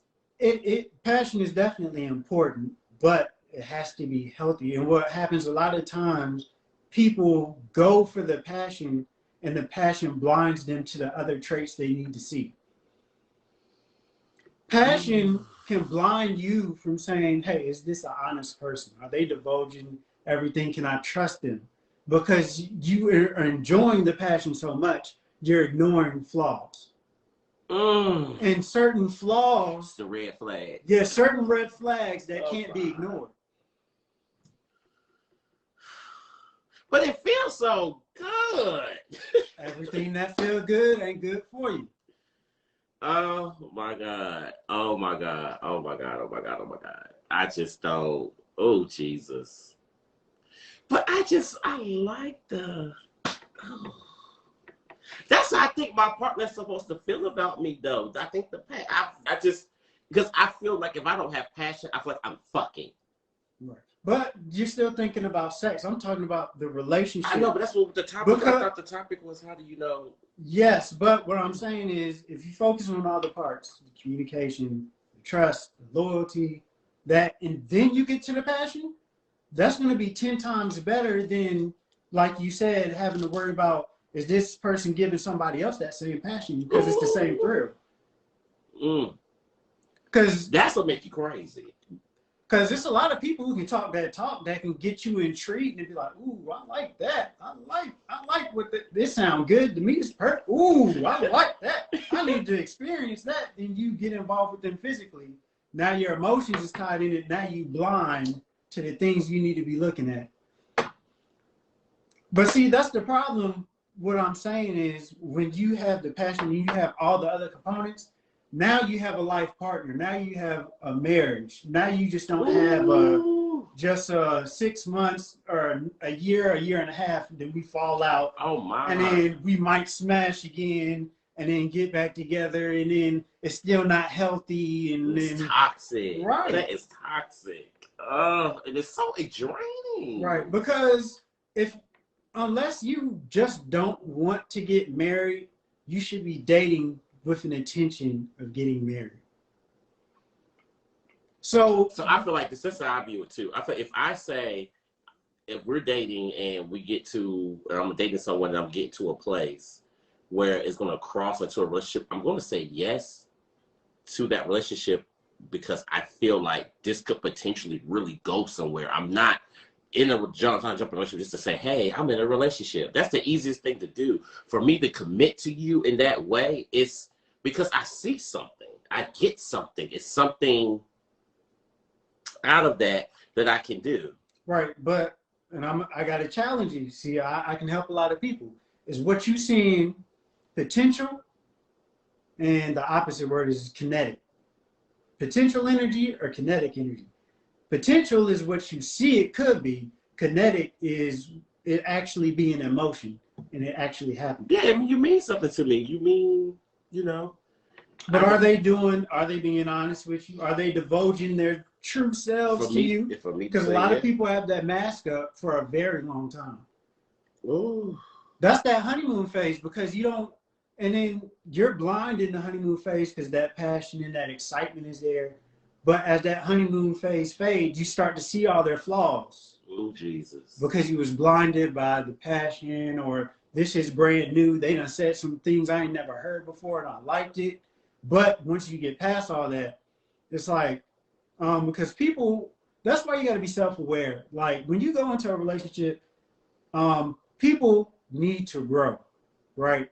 So, and a conversation that should be able to be had after you kind of get familiar with a person is, what is your flaws? You know, I ask that to people too. When I'm getting to know somebody, I'll be like, well, give me one flaw that you do know about yourself. Because I want to see if you got self-awareness of some issues that you may have. Right. That's why emotional intelligence is so important.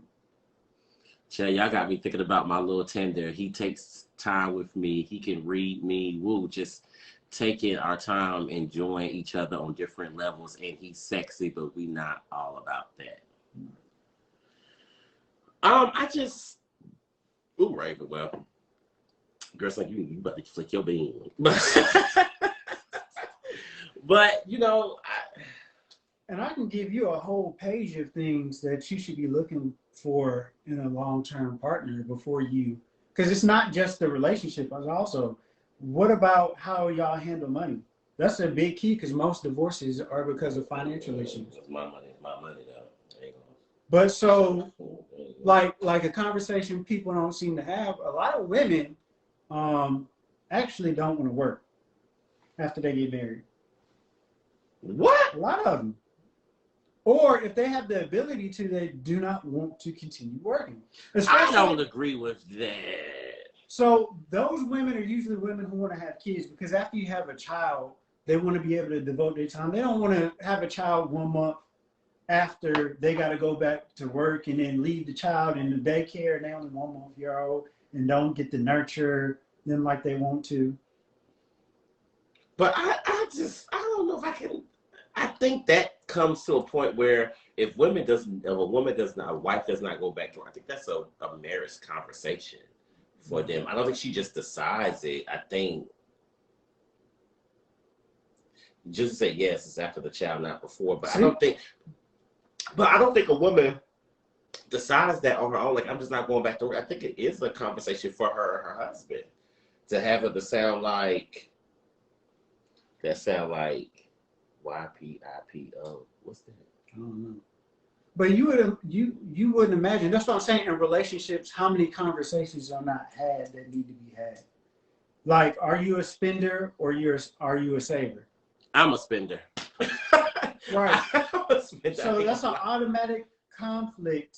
If someone else is a saver and they're having issues with what you're spending on. But I pay my bills though. Right. The bills be paid, but I do spend. So, but most of my money go to food, honestly. Right. So let's say you want to get married, right? So in a marriage, and you guys are combining finances, that's a different story. So it's not just in your mind, my money that I'm spending now. Gotta have team goals. We will have team goals. It will be discussion like, okay, if you want me to cook, oh, we got to cook during the week, that's fine. But on the weekend, I want to go out. Like, I don't want to cook 7 days a week. I don't. Raven said, is that an opinion because you salty about something? No, actually, I watch a lot of Kevin Samuels. That was something he brought up, that 9 out of 10 women will have to work. 9 out of 10, yeah. Unless you're with somebody who make at least $150,000 a year. I think he said. See, I would never want to be like that. I would want to date a successful man, but I don't think I would ever want to. I don't want to be controlled. Right. Because I feel like men that want their women to stay home and not work and raise a kid. There's a whole sense of control. I need my own money. I need money coming in Right. for me. I don't have to ask you, oh, I'm gonna go get my nails done. Let me just think and say, hey, I'm about to go use the car. I gotta ask for me. I don't feel like doing all that. Let me spend my shit. You know what I mean? In a sense. That's why I don't know how women is so comfortable doing it for a man just to take care of them. I mean, I guess. But it works in reverse too, because there are a lot of women who will accept a man, and I don't know why, but they just be taking her car after she go to work, driving around, doing whatever. And it's the same thing as far as money wise. And then a lot of women spend that time saying, hey, you need to work. I'm stepping on your toes. Just let me join. Just send the request button. Let me. Am I stepping on your toes? I'm not saying nothing. But a lot of women will take in that man and until they get tired of it and say, hey, you need to go work. You need to go get a job because I'm tired of you taking my car when I go to work and I'm doing stuff. Baby boy. And pretty much. Baby boy shit ain't that. I'm glad you brought that up about the Baby Boy was a perfect scene about toxic, passionate sex. Right? And they come on BET probably every week. Right. That man, and people don't look at it this way because it happens in the Black community so much, and that women usually like a man who's aggressive and takes control. But he raped her. He hit her, then ate her out. So I can see you. You know, because you know it's split. Oh yeah. Jaleesa, what's up? Hey, Man, I still hear Josh talking. It's like feedback. Oh, okay. What, you got your headphones or AirPods? I got.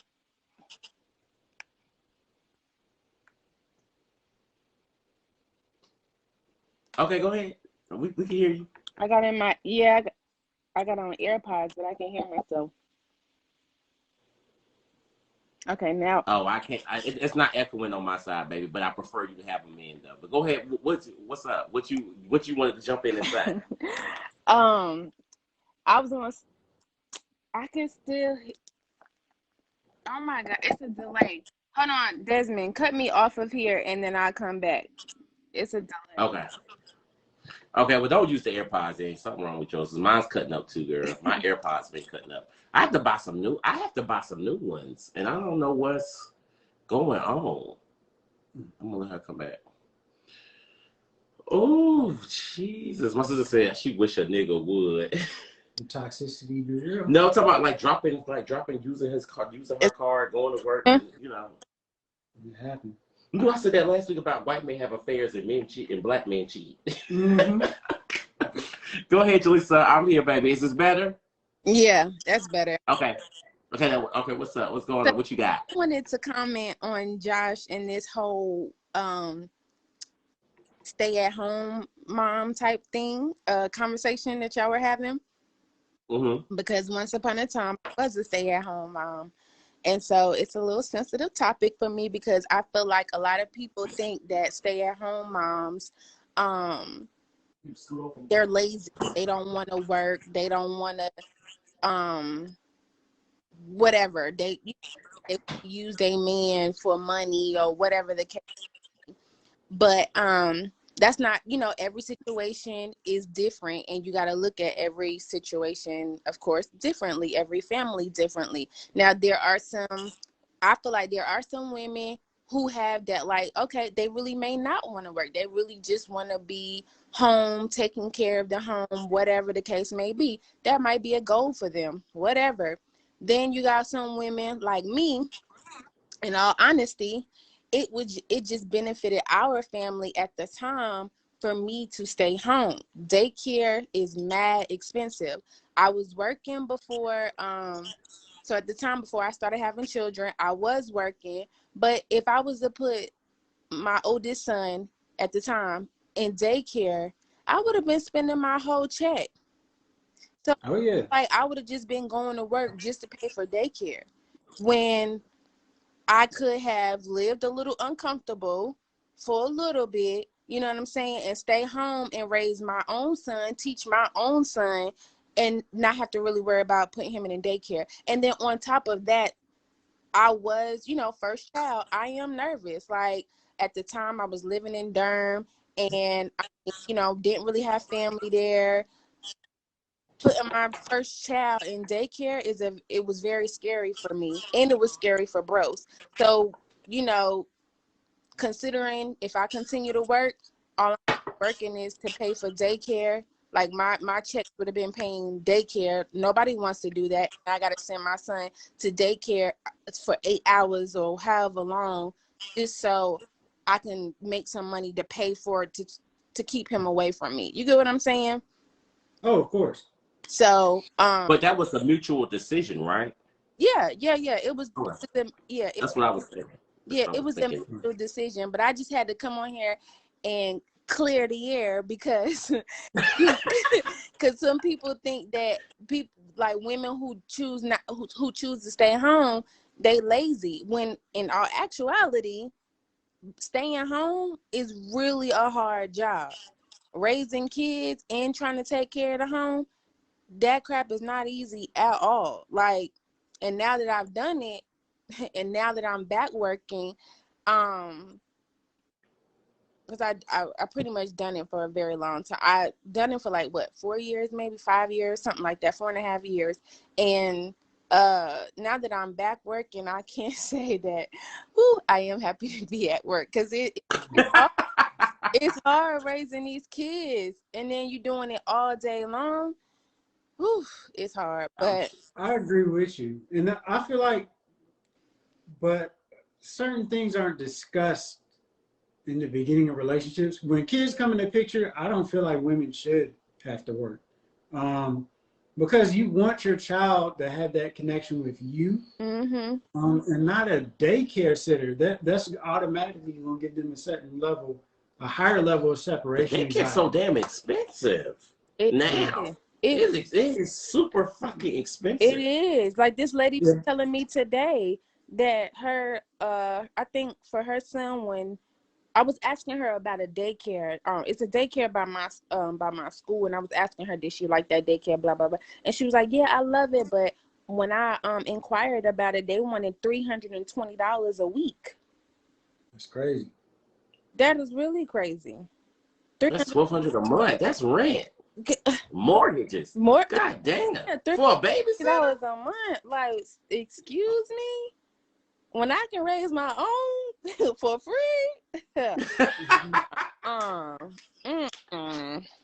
Do you have any other, since you on here, did you hear any other topics we talked about? You have any input or anything else?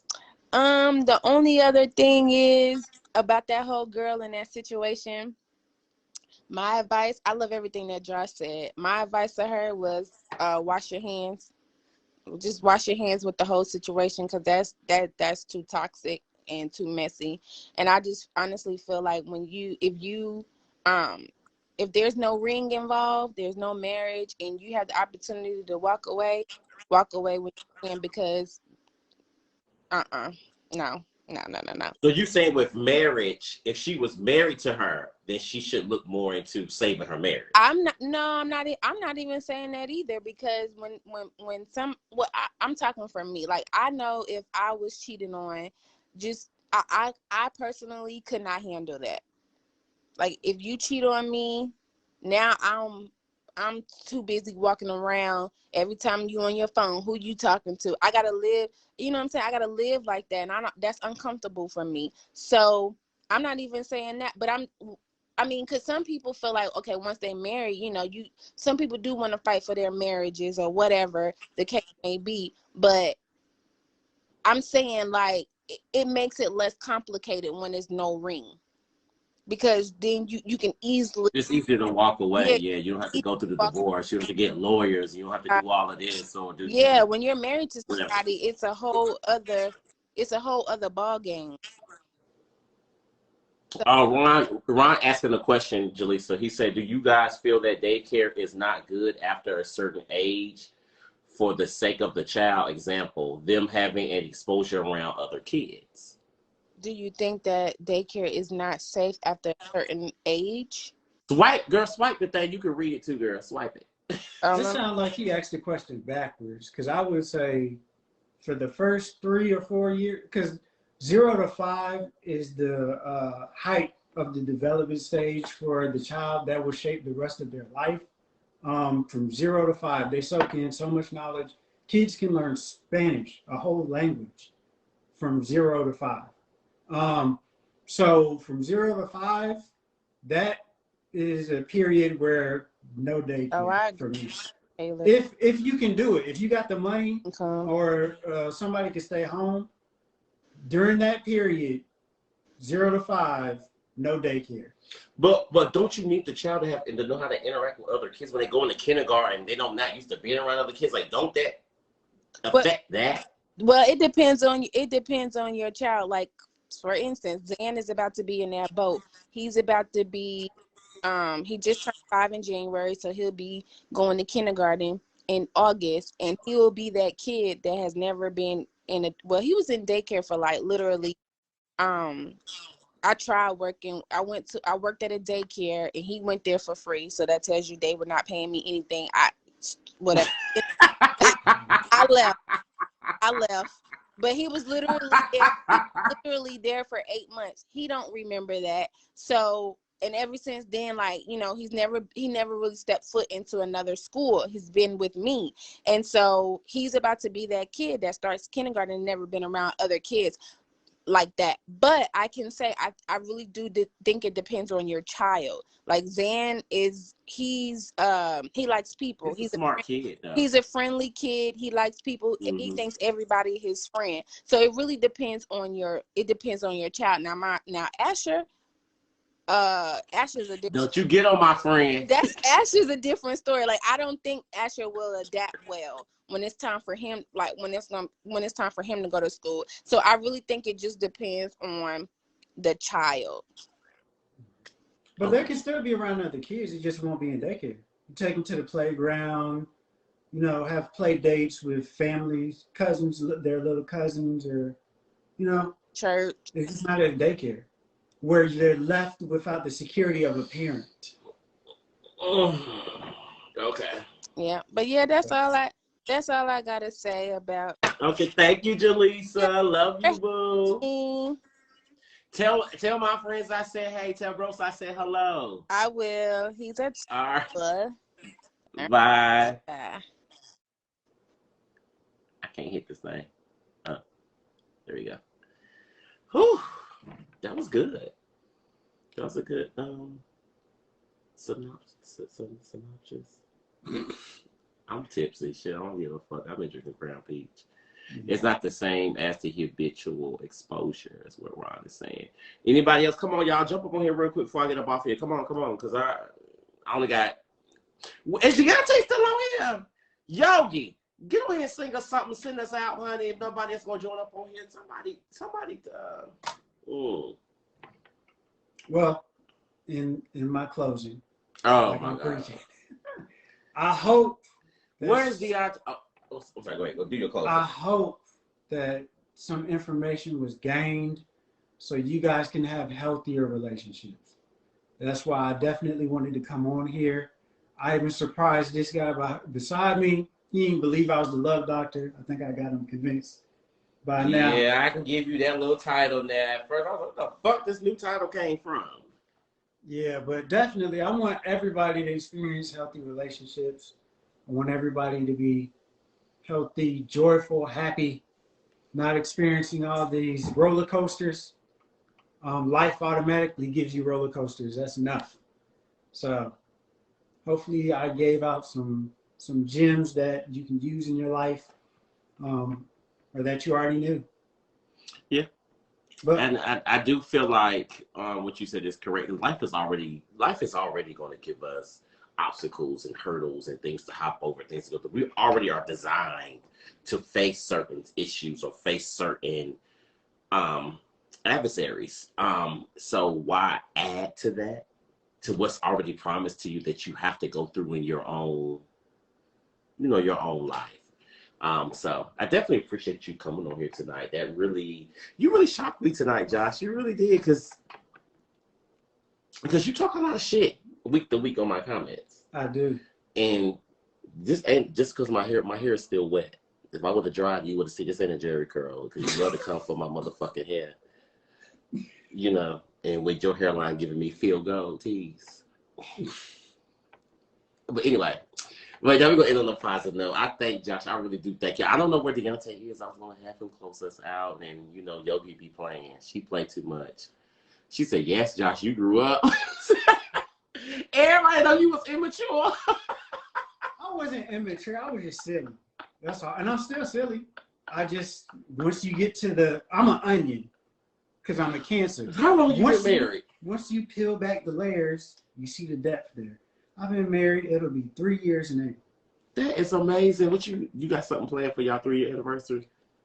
I shouldn't say it on here. No, I'm just asking. Oh, okay. Don't say it. Don't say it. Don't say it. Don't say it. Don't say it. I want to take a trip somewhere, but she doesn't want to get the vaccine. I don't know how safe. She's one of those people that just, you know. Don't talk about your wife on here. Yeah. Don't. Doesn't want to. Yogi, we've been waiting like over a month for you to hit me a little cut.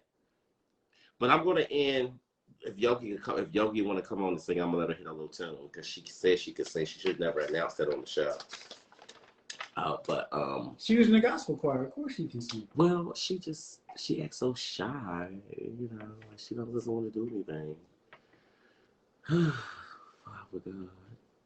Man, if y'all got some more topics, send them in that y'all want me to be a part of. Let this guy know because this is his show. I ain't coming to take over, but yeah, this is my manager, y'all. I do definitely enjoy giving out game and helping people. Definitely. But yes, on a positive note, I'm gonna get off here because you know y'all work like I do. You know what I'm saying? I really take in a lot tonight, and a lot of the stuff, you know, that's what I talk about with me and my siblings and some of my closest friends and things that I've really learned. When you do, I'll do it in a couple of days next week. Oh my God. Just like this, I want to be on your show. Okay, Jaleesa. The manager actually worked tonight. He did, didn't he? He did great. I'm really proud of him. But what you online stuff I've heard and we've talked, and I've, you know, a couple of years ago, I was really like worst off mentally when it comes to certain things. But where I stand today, I'm damn near proud. Like I really am. I am damn near proud with every blow that life has ever thrown me. For somehow, some way, with God's grace and everything, I bounced the fuck back. Lord, I hate to cuss and put you in at the same time. Excuse me, but you know, God know me. I'm just being myself. I'm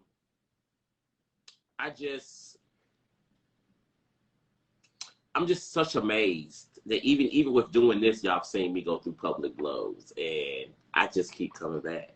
I just keep coming back, and I'm not gonna stop. I will keep going. So I want y'all to use this and even see what happens publicly to me, or even what we talked about tonight. Use all this information, y'all. Use it. Take it in. And let it inspire you not to give up too. Because, you know, with anything that's worth successful, anything that comes with, you know, that got high hopes or can do major things in your life, it's not going to come easy. And I'm just going to be the one to tell you it's not going to come easy. So I just want to say I thank the Fine Print crew. I hope we helped that. You think we helped that girl? Do you feel like we helped her? I feel like we gave her a conclusive answer on what she should do. Now it's up to her. We gave her all the caveats. Would it be rude if I email her back after this and see her thoughts? No, ask her. You think I should ask her? If she could get enough courage to come on the show, when I'm on the show, if she could. She says she can't imagine doing that. Because that's matters of the heart. That's hard to come up here and say. I couldn't have been able to say all that either. I might have to come on somebody's show and say I couldn't have been able to do that. But I just don't feel like, I don't know if I feel like I fully helped her in the sense, but I do understand what the vast majority said about her needed to leave it alone. And I do agree, but I just know I'm just honest. I know it's easier said than done. When you really love that person, it's really hard. But, you know, the devil will call. The devil will offer you his best before God will offer you his. The angel won't even look as good as it should anymore because he was so used to that devil and that thrill. If y'all have not shared this video, that's the only thing I'm asking as I'm closing. If y'all have not shared this video, please make sure to share this video tonight. I think it's amazing for us to be in our age, because we are in our 30s. I ain't trying to throw you on the thing. But it's amazing that we can talk about it, because there's people our age that still struggle with this. And yeah, it wasn't a big argument tonight. Me and Josh did. No, we didn't disagree. You just stepped on me. I told you kicked me down and you stumped on my head like I was like you was Mario and I was a Koopa. But at the end of the day, you know, I think it was a really good, knowledgeable show tonight. And I think that even if we didn't help her directly, I do feel like maybe we possibly, just all the other topics that we talked about, might have actually even really got her, which was good. So Josh will be around, y'all. Y'all actually see my manager in the flesh. In the flesh, I got to see him, so he's going to be around a little bit more. Desmond, you were on your best behavior. I'm always on my best behavior. I don't come for nobody till they come for me. You know, I only play when I got to play. Oh, thank you. Thank you. I love y'all. It's 11 o'clock. I told you I'm not doing over 2 hours. I was seeing run out of minutes. I love y'all so much. Yogi said that she's coming on. Tweety, where you been? Because I asked you at 9 o'clock because you sang when you first came on here. All right, we had 2 hour mark management. Tweety, you gonna sing for me next week. Yogi gonna be here next week. Y'all was gonna go ahead and tell y'all that now. Yogi coming next week, so y'all make sure y'all here. And I already got somebody that's gonna be able to come on the show next week with her. Because Tweety, you said last when Deontay wanted you to sing last week, you said the kids were asleep. That's why I was trying to get you to sing at the beginning before the kids were asleep, so you could actually sing. So next week, 9 o'clock, I need you to be prompt too. You can start us off if you could do that. I would really appreciate it. But love y'all, Fine Print Crew. Thank y'all so much for supporting me and being here tonight. I love y'all from coming every week to week. Y'all, I'm telling y'all, when terms and conditions make it, Fine Print Crew make it too. I'm bringing everybody with me. I love y'all. Y'all have a good night. Happy hump day, y'all. We almost to Friday. Love y'all. Love y'all. Bye.